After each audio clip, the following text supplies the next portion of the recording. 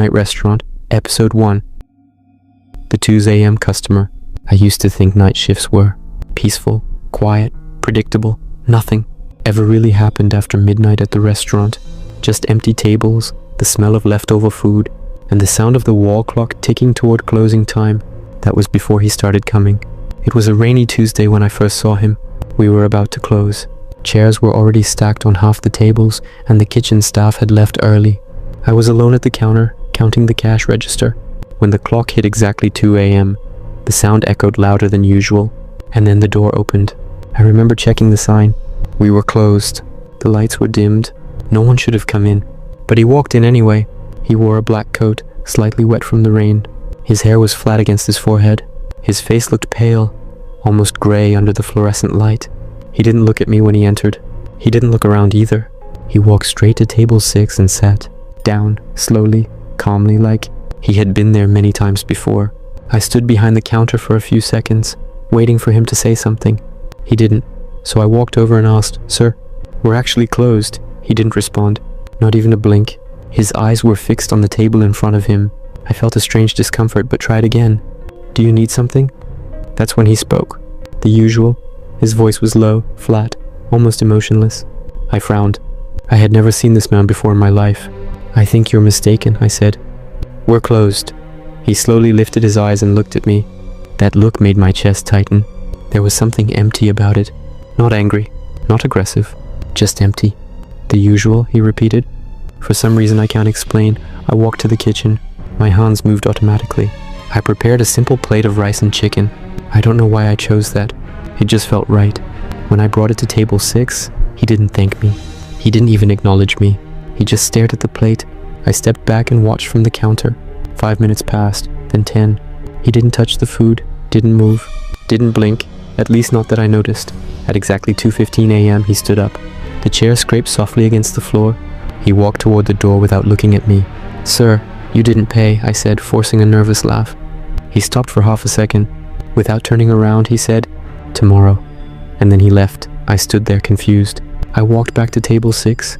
The plate was still full, completely untouched. The food was cold. I told myself it was just a strange customer. Maybe he was drunk. Maybe he had mental health issues. I cleaned the table and went home. The next night, I almost forgot about him. Again, we were closing. Again, I was alone. And again, at exactly 2 a.m., the door opened. My heart dropped before I even looked up. It was him. Same black coat, same pale face, same empty eyes. He walked to table 6 and sat down. "The usual," he said before I could speak. My mouth went dry.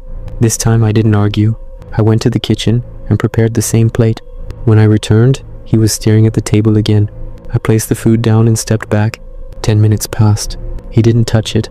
At 2:15 a.m. he stood up. "Tomorrow," he said softly and left. This continued for 5 nights. Every night at exactly 2 a.m. Every night the same order. Every night the food untouched. Every night he left at 2:15 a.m. And every night, something felt slightly colder after he left. On the 6th night, I decided to check the CCTV camera. I don't know what I expected to see. Maybe proof that he was real. Maybe proof that I wasn't imagining things. The clock hit 2 a.m. The door opened. He walked in. I watched him with my own eyes as he crossed the floor and sat at table 6. But when I glanced at the CCTV monitor behind the counter, my stomach twisted. The door had opened on the recording. The chairs moved slightly from the wind, but no one walked in. Table 6 was empty, completely empty. I slowly looked back at the real table. He was sitting there, motionless, waiting. My breathing became shallow.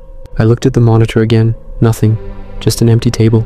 My hands started shaking as I prepared the food. I placed it in front of him carefully. He looked at the plate, then at me. For the first time, I noticed something else. His coat wasn't wet. There were no raindrops on the floor beneath him. It was like the rain didn't touch him at all.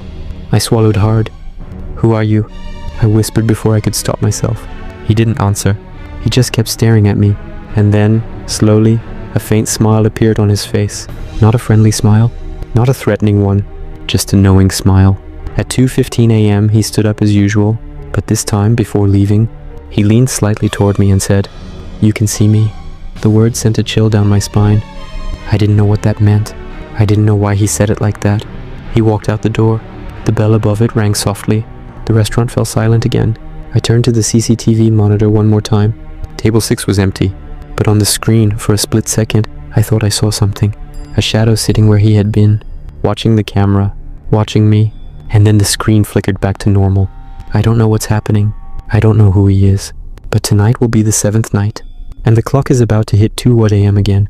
I'm standing alone in the restaurant, waiting, listening, and deep down, I know something has changed, because this time I'm not just afraid of seeing him. I'm afraid of what will happen if I don't. To be continued.